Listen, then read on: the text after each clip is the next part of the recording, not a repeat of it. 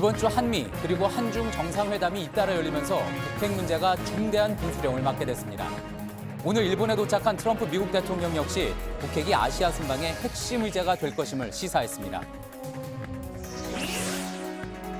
국정원의 특수활동비 상납을 수사 중인 검찰이 40억 원대 뇌물 수수 여부를 확인하기 위해 조만간 박근혜 전 대통령을 직접 조사할 걸로 보입니다. 검찰청 소환보다 박 전 대통령이 수감돼 있는 서울구치소에 수사팀이 직접 찾아가 조사하는 방식에 무게가 실리고 있습니다. 바른정당이 잠시 뒤 오후 8시부터 의원총회를 열고 당의 진로에 대해 끝장 토론을 벌입니다. 유승민 의원을 중심으로 한 자강파가 자유한국당과의 통합 반대 입장을 고수하는 가운데 김무성 의원 등 통합파는 오늘 의총과 상관없이 이르면 내일 탈당한다는 방침을 붙인 걸로 알려졌습니다. 유명 다이어트 전문업체 주비스가 CCTV로 고객과의 상담 내용까지 녹음해온 사실이 경찰 수사로 확인됐습니다. CCTV가 우후죽순 설치되면서 일부 매장에서는 아르바이트생들을 실시간 감시하는 도구로 악용된다는 의혹도 제기됩니다. CCTV를 확인하시고는 저희한테 찍고 싶냐. 어제 전해드린 한샘 신입 여직원 성폭행 논란과 관련해 회사 측이 피해 여직원을 회유하고 사건을 축소하려 했다는 주장이 제기됐습니다. 회사 측은 사과와 함께 재발 방지책을 마련하겠다고 나섰지만 비판 여론이 커지고 있습니다. JTBC 뉴스룸 지금 시작합니다. 수소, 우주의 75%. 그 무한한 수소로 자동차를 달리게 하다. 현대자동차. 문재인 대통령이 이번 주 도널드 트럼프 미국 대통령, 시진핑 중국 국가주석과 잇따라 정상회담을 합니다. 여기에 에이펙과 아세안 정상회의에 참석하는 동남아 순방길도 예정돼 있습니다.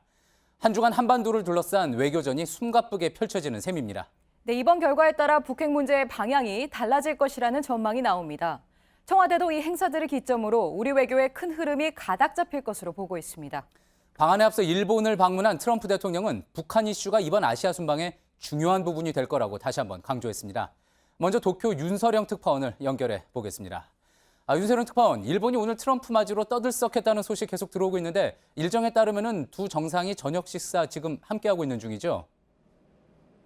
네, 두 정상은 현재 부부 동반으로 도쿄 시내에 있는 한 스테이크 음식점에서 저녁 식사를 하고 있습니다. 제가 있는 곳에서 그다지 멀지 않은 곳에 있는데요. 식당 주변에는 이 트럼프 대통령 내외가 도착하기 몇 시간 전부터 취재진과 경호원 그리고 시민들로 북적였습니다. 일본 음식보다 고기가 좋다는 이 트럼프 대통령의 취향을 반영해 메뉴를 선정하는 등 아베 총리는 극진한 이 손님 대접을 하고 있습니다. 예, 그렇군요. 트럼프의 방일은 철저하게 이제 미일 동맹에 초점이 맞춰졌다고 봐야 될 것 같은데 오늘 종일 아베 총리와 트럼프 대통령은 밀착된 미일 관계 그래서 보여주는데 주력한 것 같습니다. 네, 트럼프 대통령은 하와이를 출발해 오늘 오전 에어포스원 전용기를 타고 미군 기지인 요코타 기지를 통해 입국했습니다. 미군 기지에서 20분 가까이 연설을 한 뒤 곧바로 도쿄 인근에 있는 골프장으로 향했는데요. 아베 총리와 마쓰야마 히데키 프로골퍼 선수와 2시간 반가량 골프를 즐겼습니다. 둘은 도널드와 신조, 동맹을 더욱 위대하게라고 황금색으로 술을 놓은 모자에 각각 사인을 한 뒤 나눠 갖기도 했습니다. 방일 첫 일정부터 두 정상이 이 두터운 개인적 친분을 드러내면서 미일 관계의 두터움을 과시했습니다. 예, 미일이 이렇게 동맹 관계를 강조할수록 또 부각되는 게 결국은 북핵 같은 한반도 이슈 아니겠습니까? 어떤 주목할 발언이 나온 게 있습니까? 네, 트럼프 대통령은 미군 기지 연설에서 일본 등 동맹 국가 간의 강력한 결속을 강조하는 데 주력했습니다. 그러면서 어떤 정권도 독재자도 미국의 의지를 과소평가해선 안 된다고 말했습니다.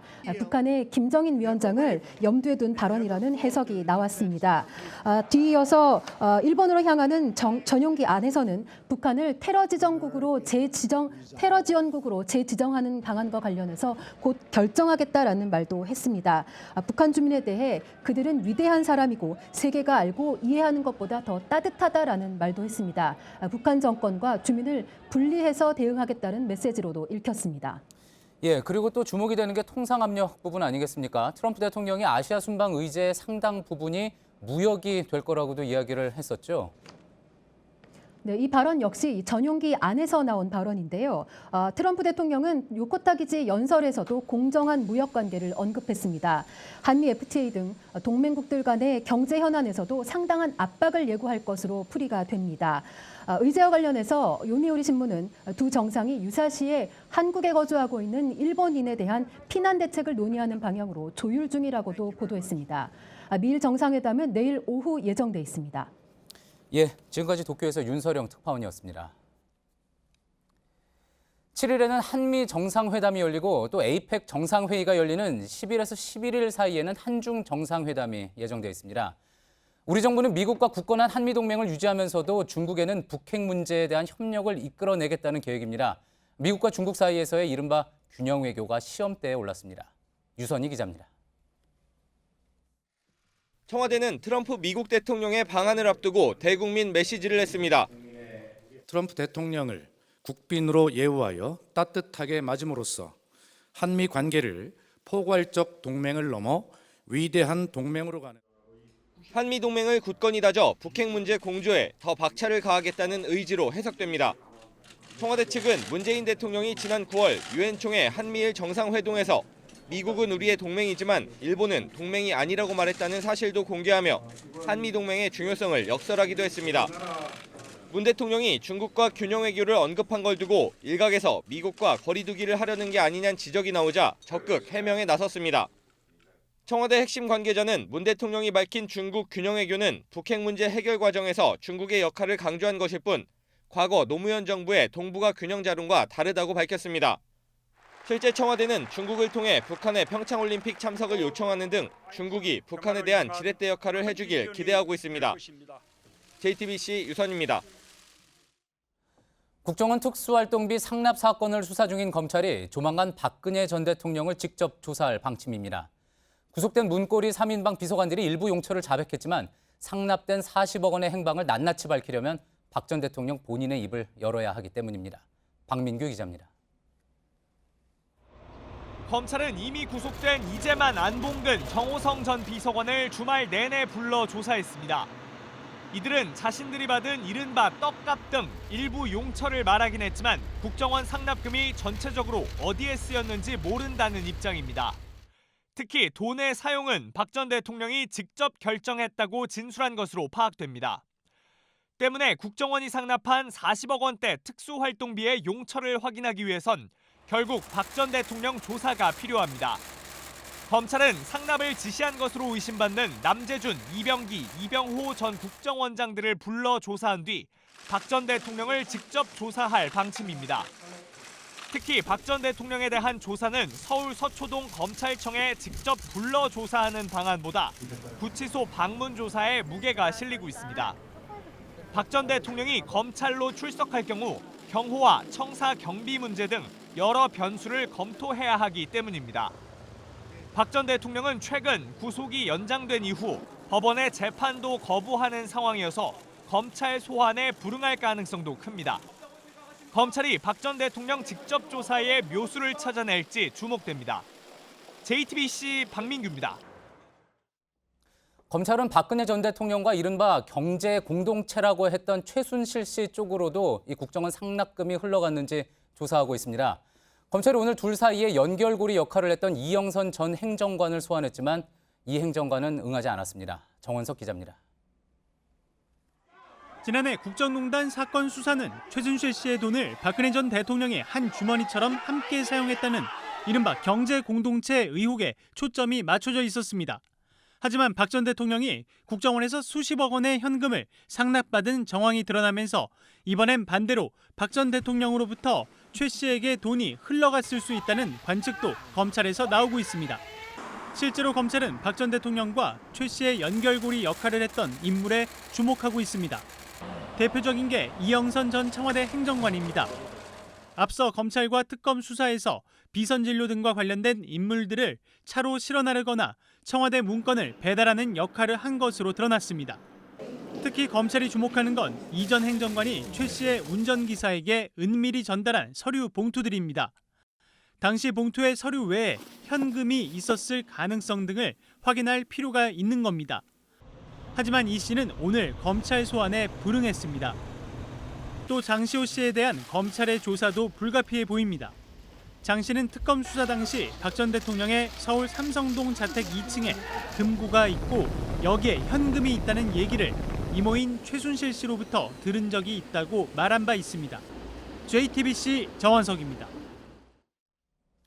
박근혜 정부 청와대의 국정원 특수활동비 상납 의혹에 대해 보수 야당은 좌우를 떠나 모든 정부가 해온 관행이라는 주장입니다. 청와대가 지난주 각 수석실별로 자체 조사를 벌인 걸로 확인이 됐는데 그 결과 현 정부에서는 국정원으로부터 특수활동비를 받은 사실이 없다고 밝혔습니다. 정재윤 기자입니다.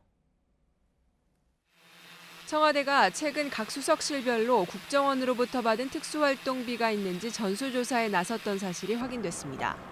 청와대 관계자는 지난 2일 현안점검회의에서 임종석 청와대 비서실장이 이번 정부나 노무현 정부는 그런 돈을 한 푼도 받은 적이 없지만 다시 한번 수석실별로 점검하라고 지시했다고 말했습니다. 임 실장의 지시 이후 각 수석실별로 자체 조사가 이뤄졌고 조사 결과 국정원으로부터 특수활동비를 받은 사실은 없다는 게 확인됐다고 청와대 관계자가 설명했습니다. 청와대가 굳이 국정원 예산 사용 여부를 조사한 건 최근 박근혜 전 대통령이 국정원한테 특수활동비를 받아 사용했다는 의혹을 둘러싸고 보수 야당이 반발했기 때문입니다. 자유한국당은 보수 진보 정부를 떠나 관행이었다며 수사를 하려면 김대중 노무현 정부까지 들여다봐야 한다고 주장한 바 있습니다. 김대중 노무현 정부의 청와대 비서실장 및 각 수석 비서관들은 진정 국정원 특수활동비를 사용하지 않았는지 가슴에 손을 얹고 고해성사부터 하십시오. 결국 일부 야당이 근거 없는 정치 공세를 편다는 걸 반박하기 위해 청와대가 이례적으로 자체 전수조사를 했다는 분석입니다. JTBC 정재윤입니다. 네, 바른정당이 당의 진로를 놓고 지금 의원총회를 열고 있습니다. 당을 지켜야 한다는 자강파와 한국당과 합쳐야 한다는 통합파가 끝장 토론을 하고 있습니다. 현장 연결해 보겠습니다. 윤영탁 기자, 일단 지금 분위기 어떻습니까? 네, 오후 8시부터 시작하려던 의원총회는 일부 의원들이 늦게 도착하면서 약 5분 정도 지연돼 시작됐습니다. 오늘 회의는 당 소속 의원들과 당 최고위원들이 참석한 가운데 열렸는데요. 의원들은 무거운 표정으로 회의장에 입장했습니다. 주영 원내대표가 방금 전 모두 발언을 했는데요. 마음이 많이 무겁다면서 당 진로뿐 아니라 의원 한 분 한 분의 진로가 결정되는 자리인 만큼 허심탄회하게 말해달라 이런 말을 한 것으로 전해졌습니다. 지금 비공개로 회의가 진행 중입니다. 네, 양측이 오늘 입장차를 좁힐 가능성은 있겠습니까? 네, 결론부터 말씀드리자면 오늘 회의에선 별다른 결론을 내리지 못할 가능성이 높습니다. 지난 1일 의총에서도 2시간 만에 양측의 입장차만 확인한 채 회의가 끝난 적이 있는데요. 그만큼 통합파와 자강파 사이에 이견차가 큽니다. 유승민 의원은 오늘도 한국당과의 명분 없는 통합은 반대하는 그 비판을 했는데 직접 들어보시겠습니다. 많은 분들이 통합 이야기하는데 그냥 숫자만 불리고 기어 들어가는 그런 통합하지 않겠습니다. 네, 또 통합 전대 중대안, 그러니까 한국당과 함께 전당대회를 치러 당대당 통합을 이루겠다 이런 중대안에 대해서도 사실상 현실성이 없다 이런 분석이 많이 나오고 있는 상황입니다. 네, 그렇다면 통합파가 탈당할 가능성이 높겠네요. 네, 오늘 끝장 토론에서 접점을 찾지 못할 경우 김무성 의원을 중심으로 한 통합파는 이르면 내일쯤 탈당 선언을 할 가능성이 높습니다. 속단은 어렵지만 8명 안팎의 인원이 먼저 탈당을 한 다음 주호영 원내대표 등은 당의 전당대회 전후를 해서 탈당할 것으로 알려졌습니다. 오늘 의총이 따라서 통합파의 탈당 명분을 쌓기 위한 것 아니냐 이런 지적도 나오고 있습니다. 네, 지금 한 사람이라도 탈당하면 당의 교섭단체 지위는 바로 사라지게 되는데 앞으로 바른정당은 어떻게 되는 겁니까? 네, 실제 탈당이 이루어지게 되면 현재 20석 기준인 원내 교섭단체를 바른정당이 잃게 되면서 당 잔류파는 앞으로 있을 예산국회에서 연내 원내대표 협상에 참여할 수 없게 됩니다. 사실상 군수정당이 되면서 당의 존립 자체 문제를 직면할 가능성이 높습니다. 한국당으로 돌아갈 탈당파들 역시 당내 친박계 중심의 반발과 홍준표 대표 측과의 경쟁 구도로 통해서 당의 연착륙에 시간이 좀 더 필요할 것이다 이런 분석도 나오고 있는 상황입니다. 네, 국회에서 윤영탁 기자였습니다.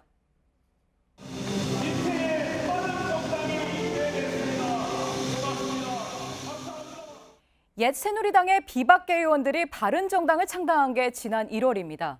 당시 개혁 보수를 내걸었죠. 의원 31명은 국정농단 사태를 막지 못했다며 무릎 꿇기도 했습니다. 그런데 대선을 일주일 앞두고 13명이 집단 탈당합니다.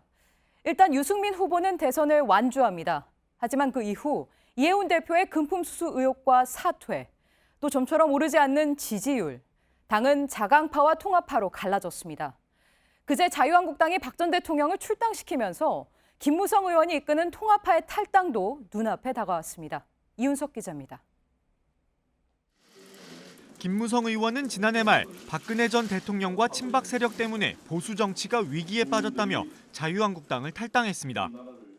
박근혜 대통령이 국민을 배신하고 당을 배신하고 정치적 파트너가 아니라 정치적 노예들이라고 생각을 합니다. 바른정당 창당의 주역인 김무성 의원이 지금은 반대로 한국당과의 통합을 주장하며 바른정당 분열에 앞장서고 있습니다.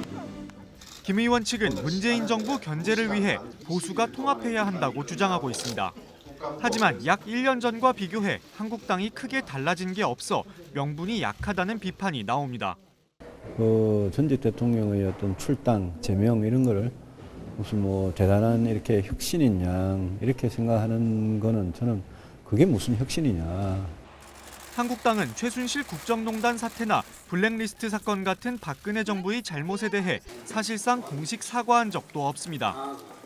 이 때문에 낡은 보수와 결별하겠다던 김무성 의원이 결국 정치적 재기를 위해 다시 한국당과 합치려는 게 아니냐는 지적이 나옵니다. 실제 김 의원과 가까운 의원들이 대선 전 한국당에 복당해 김 의원이 입당하면 홍준표 체제를 위협하는 당내 최대 세력이 될 거란 전망이 나옵니다. JTBC 이윤석입니다.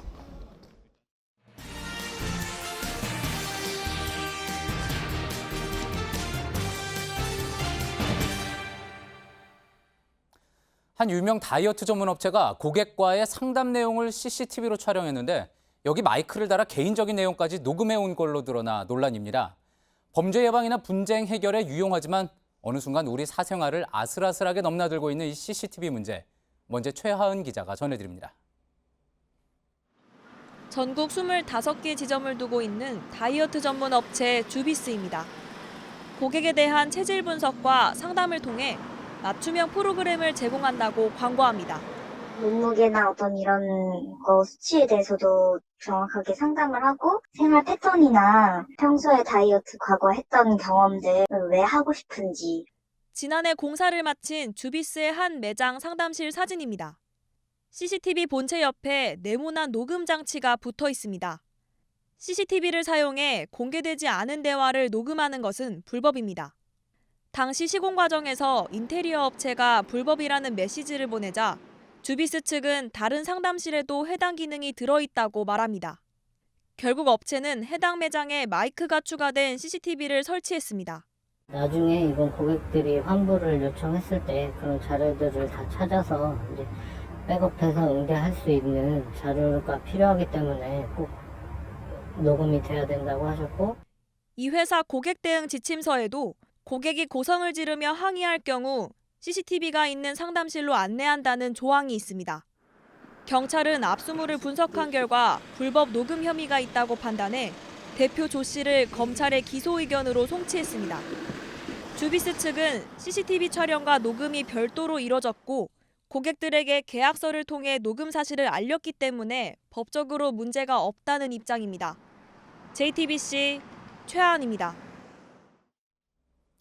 하루 평균 83.1회. 수도권에 사는 사람이 하루 CCTV에 찍히는 횟수입니다. 아파트 엘리베이터에서부터 시작해 지하 주차장, 출근길의 교통기록 카메라, 버스 내부, 또 골목길의 방범 카메라에 이어서 각 차량의 블랙박스까지. 보통 이동할 때 심지어 9초에 한 번꼴로 찍힌다고 하니까 우리 일상은 그야말로 CCTV로 둘러싸여 있다고 해도 과언이 아닌 겁니다.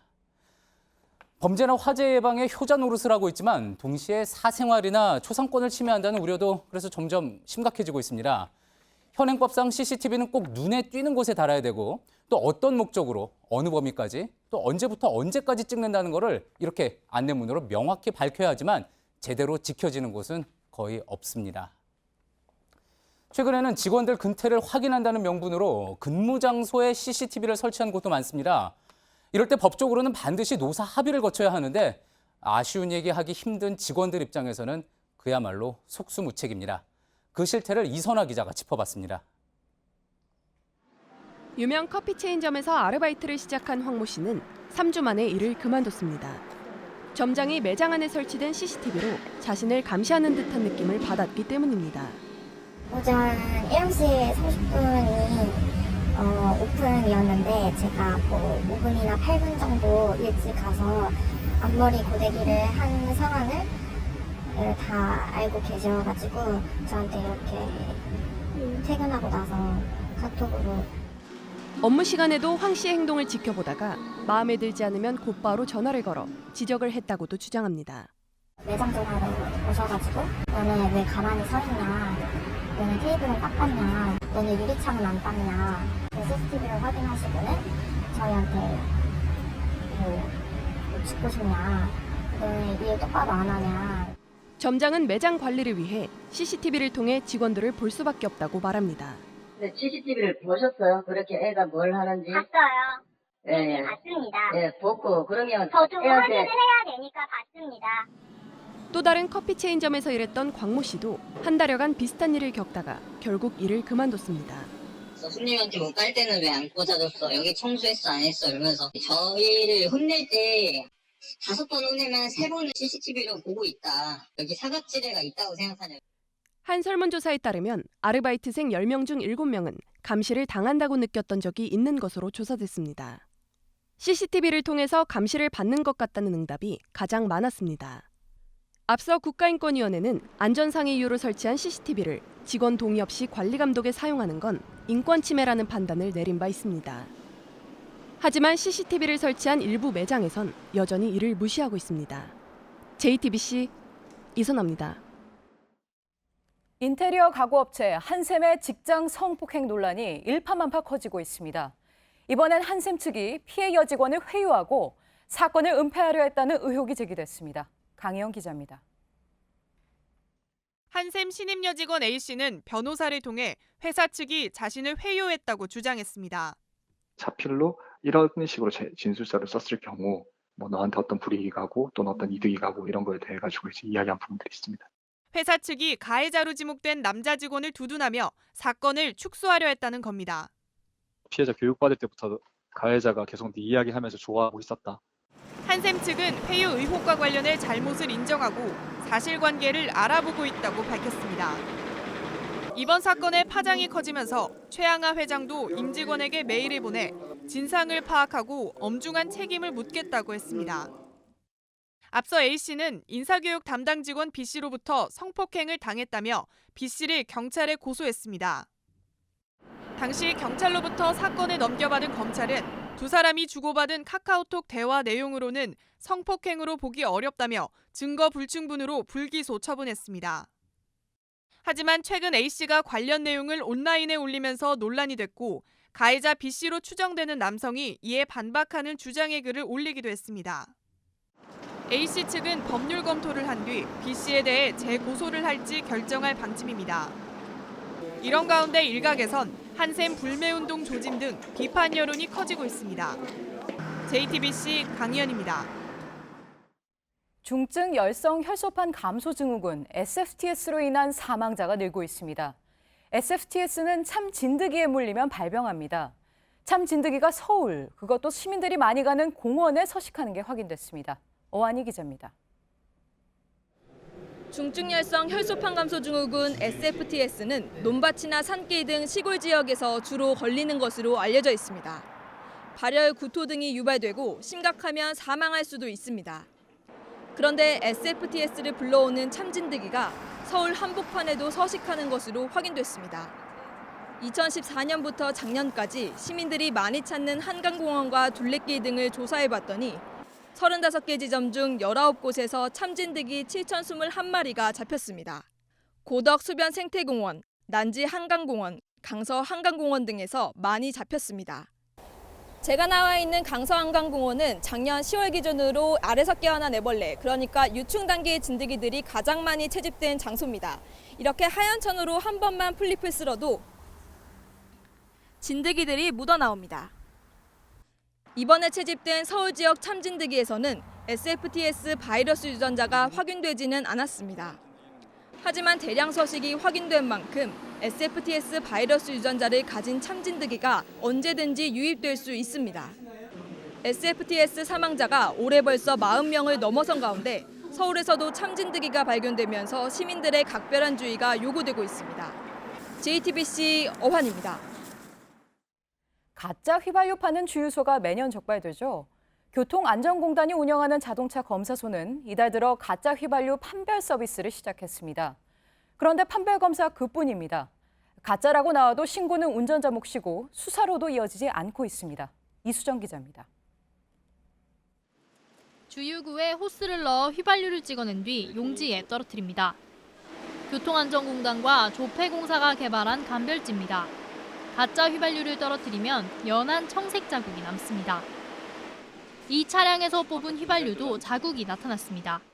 가장 최근에 하신 데는 어디? 기억이 안 나요. 교통안전공단은 지난 1일부터 가짜 휘발유 판별 사업을 시작했습니다.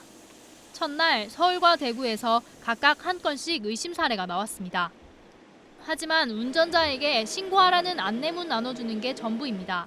안양경찰서도 있고 지방자치단체 석유관리부서도 있고요. 대표적으로 석유 관련으로 세 군데 중 편한데 신고를 하실 것 같으면 그렇게 하시면 될 것 같아요. 차량 운전자는 굳이 신고할 필요를 느끼지 못합니다. 수사권이 있는 석유관리원 측도 본인 신고 없이는 수사할 수 없다는 입장입니다. 사업 효과 자체가 의심스럽다는 지적도 있습니다. 최근 적발된 가짜 석유는 93%가 경유인데 가짜 경유를 쉽게 구별하는 방법은 아직 없기 때문입니다. 개발비만 3억 원가량 들어간 사업이 시작부터 부실해 보입니다. JTBC 이수정입니다. 포항에서 땅을 파다가 나온 가스에 불이 붙어 꺼지지 않고 있다는 소식 전해드린 적이 있습니다. 그로부터 8개월이 지났는데 불은 아직도 활활 타고 있다고 합니다. 네, 포항시는 아예 불의 정원으로 꾸며서 시민들에게 개방했습니다. 윤두열 기자입니다. 땅 속에서 불길이 치솟습니다. 간간히 지하수도 함께 나오지만 불길은 사그라들지 않습니다. 지나가는 시민들도 발길을 멈추고 신기한 듯 쳐다봅니다. 불착 작업을 하다가 땅속에서 가스가 나와 불이 붙은 지 8개월째입니다. 한두 달이면 꺼질 것이라는 전문가들의 예상과 달리 아직 꺼질 기미가 보이지 않습니다. 포항시는 아예 이곳을 불을 테마로 한 정원으로 만들었습니다. 전국적으로 난 입소문 탓인지 개방하자마자 명소가 되고 있습니다. 불이 꺼지지 않고 활활 타오르다 보니 불 앞에서 소원을 빌거나 사랑을 맹세하는 의미를 담은 자물쇠도 하나 둘 걸리기 시작했습니다. 결혼한 지 5년 됐는데 저렇게 밝게 빛나는 불빛처럼 저희 가족도 밝게 좋은 일만 가득하면서 살았으면 좋겠다고 생각했습니다. 불이 꺼지더라도 불이 타고 있는 모습을 영상이나 조형물로 남기게 됩니다. 포항시와 지질연구원, 한국가스공사는 현재 가스 매장량과 성분 등을 정밀 조사하고 있습니다. 내년 상반기에 조사 결과가 나오면 이 가스를 어떻게 활용할지에 대한 방안을 마련할 계획입니다. JTBC 윤두열입니다. 지금 단풍이 우리나라 최남단까지 빠르게 내려가고 있습니다. 제주 한라산도 지금 단풍으로 붉게 물들었습니다. 네, 그런가 하면 억새밭에선 올레길 걷기 축제가 열렸습니다. 가을이 깊어지는 제주의 풍경을 최충희 기자가 담았습니다. 울긋불긋 불이 붙은 듯 한라산의 단풍이 화려한 빛깔을 뽐냅니다. 지난달 초 강원도 등에서 시작된 단풍이 최근 최남단 제주까지 붉게 물들였습니다. 최근 제주에선 하루 4천여 명이 단풍을 보러 가을 산행에 나섭니다. 울긋불긋한 그런 아름다운 단풍을 마음껏 만끽하고 갈 수 있어서 너무 행복합니다. 올해는 태풍 피해가 없는 데다 최근 일교차도 커서 단풍이 그 어느 때보다 아름답다는 평가입니다. 제주의 들녘에는 바람에 흔들리는 은빛의 억새가 주인공입니다. 제주에서는 마침 올레길 걷기 축제가 열려 많은 이들이 오름과 억새밭 등을 걸으며 절정으로 치달은 가을을 만끽했습니다. 5천여 명에 달하는 걷기 대회 참가자들은 제주의 자연과 풍물의 속살을 들여다봤습니다. 하늘도 예쁘고 곳곳에 억새밭도 돌담길도 있는데 굉장히 예뻐서 걷기 좋은 것 같아요. 가을 향기 가득한 한라산 단풍은 다음 주 초까지, 제주 억새는 겨울 동안 만날 수 있습니다. JTBC 최충일입니다. 사우디아라비아를 두고 21세기의 중세 왕국이라고 합니다. 석유로 돈은 많지만 형제들끼리 돌아가며 왕권을 차지하고 또 심각한 여성 차별에 범죄자 공개 처형까지 구시대적인 모습이 여전하기 때문입니다. 그런 사우디에 강력한 변화의 바람이 불고 있습니다. 왕실 권력의 상징인 국영 석유회사 아람코를 상장시키고 또 신재생 에너지나 문화 산업에 투자한다는 계획인데 이제 더 이상 석유에만 의존하지 않겠다는 겁니다. 변화의 중심에 있는 32살의 빈 살만 알사우드 왕세자. 미스터 에브리싱이라고 불릴 만큼 강력한 권력을 바탕으로 여성의 자동차 운전이나 스포츠 관람을 허용하는 등 이 개혁을 이끌고 있습니다. 이제 그는 반부패에 초점을 맞추고 있는데 최근 정치적 경쟁자라고 할 수 있는 왕자 11명과 또 전직 장관 4명을 전격 체포했습니다. 백종훈 기자입니다. 사우디 국영TV 계열의 알 아라비아 TV가 사우디 왕자 11명의 체포 사실을 알립니다. 부패 연루 관련 혐의입니다. 국가방위 장관 등 장관급 4명과 전직 장관들도 체포됐습니다. 현지 언론은 체포된 왕자 중에 아랍권 최대 부자로 꼽히는 빈 탈랄 왕자도 포함됐다고 전했습니다. 이번 체포 조치의 뒤에는 사우디아라비아의 반부패위원회가 있습니다. 현 살만 빈 압두라지즈 국왕의 아들인 32살의 빈 살만 왕세자가 지휘하는 기구입니다. 여성의 운전 허용, 스포츠 경기장 관람 허용 등 사회 개혁안에 이어 부패 척결을 명분으로 사정카드를 꺼내든 겁니다. 지난 6월 고령의 사촌에게서 왕세자직을 넘겨받은 이후 친정체제 구축에 나섰다는 분석도 나옵니다. 개혁을 위한 이른바 실탄 마련을 위해 국영 석유기업인 아람코의 기업 공개도 주목되는데 현재 미국과 영국의 증시가 유치전을 벌이는 양상입니다. 엄격한 이슬람 국가 사우디의 보통 국가와 실험이 사회 정치, 경제 분야로 옮겨가고 있습니다. JTBC 백종훈입니다. 트럼프 대통령의 방한과 함께 미국의 통상 압박도 본격화되는 조짐입니다. 미 국제무역위원회가 국내 반도체 업체에 대한 기술 침해 조사에 들어갔는데 태양광 패널과 세탁기에 이어 반도체까지 보호무역주의 위협 앞에 놓였습니다. 박영우 기자입니다. 국내 반도체 생산 공정의 라인입니다. 동그랗게 생긴 게 반도체 웨이퍼입니다. 웨이퍼 위에 레이저로 회로를 새겨넣는 핵심 공정이 한창입니다. 완성된 웨이퍼는 칩 단위로 절단하면 반도체가 됩니다. 미국 반도체 회사 테세라가 특허를 침해당했다고 주장하는 건 바로 이 웨이퍼 공정입니다. 자신들이 개발한 절단 기술을 삼성이 침해했다는 겁니다. 이러면서 미국 국제무역위원회 ITC에 삼성전자의 반도체는 물론 갤럭시 노트 8 스마트폰 등 반도체가 들어가는 모든 제품의 수입을 금지해달라고 요청했습니다. ITC는 관련 내용을 접수해 조사를 시작했다고 밝혔습니다. ITC는 관세법에 따라 미국 기업이나 개인의 지적 재산권을 침해한 제품의 수입 금지를 명령할 수 있습니다. 또 다른 미국 반도체 업체 넷리스트도 지난달 ITC에 SK 하이닉스가 자신들의 미국 특허를 침해했다고 주장하며 조사를 요청했습니다. 미국이 이미 태양광 전지, 세탁기에 대해 구체적인 수입 규제 방안 마련에 들어간 가운데 사태가 반도체로도 확산될지 국내 업계는 긴장하고 있습니다. JTBC 박영호입니다. 가족 여행에 초대한다고 속여 초등학생 딸의 친구를 해외로 납치하고 억대 몸값을 챙긴 혐의로 40살 백모 씨 등 2명이 구속됐습니다. 우리 경찰은 인도네시아 경찰과 공조해 현지에서 2명을 체포해 국내로 송환했고 같은 혐의로 국내에서 잡힌 백 씨의 아내도 구속해 수사 중입니다. 지난 2월 프라이팬으로 어머니를 100여 차례 때려 숨지게 한 40대 박모 씨가 항소심에서 징역 22년의 치료 감호 명령을 받았습니다. 1심에선 징역 30년이 선고됐지만 박 씨가 정신병원 치료를 받다가 범행 전 약물 복용을 중단한 점을 고려해 감형됐습니다.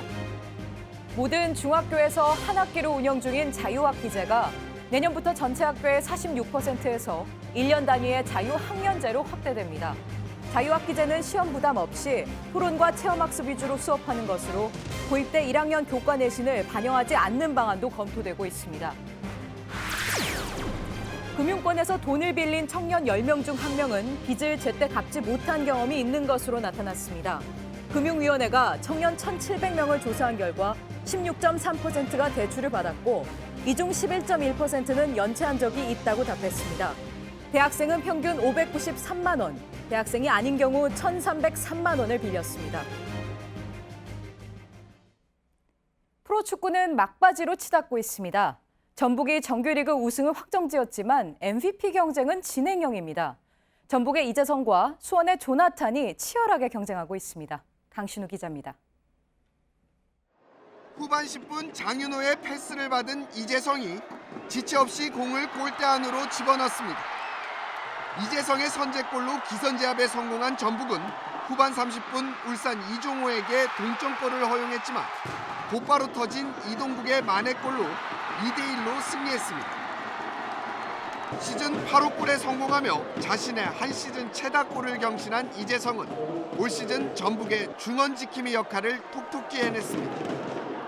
부상으로 인해 시즌 초반 주춤했지만 팀 내에서 가장 많은 활동량을 보이며 공격과 수비를 조율했습니다. 전북 최강희 감독이 우승 1등 공신으로 이재성을 꼽는 이유입니다. 22골로 득점왕을 예약한 수원 조나탄도 K리그 MVP에 도전장을 내밀었습니다. 힘과 스피드를 겸비한 조나탄은 프리킥 등 중거리 슛도 뛰어납니다. 7월 해트트릭을 포함해 4경기 연속 멀티골을 터뜨리며 팀의 상승세를 이끌었습니다. 팀당 한 게임만을 남겨둔 가운데 프로축구 최고의 별은 오늘 20일 발표됩니다. JTBC 강신우입니다. 제19회 중앙서울 마라톤에서 케냐의 토마스 키플라가 로노 선수가 2시간 9분 13초로 남자부 우승을 차지했습니다. 여자부에선 김도연 선수가 2시간 31분 24초로 1위에 올랐습니다. 서울 잠실에서 시작해 성남 순환 코스를 달린 이번 대회에는 17,000여 명이 출전했습니다. 네, 한국 전쟁 때 가장 먼저 의료진을 파견한 나라, 바로 스웨덴입니다. 1,000여 명의 의료진은 휴전 뒤에도 낯선 이국 땅에 남아 환자들을 돌봤습니다. 이들의 이야기를 담은 다큐멘터리가 제작되고 있습니다. 배승주 기자입니다.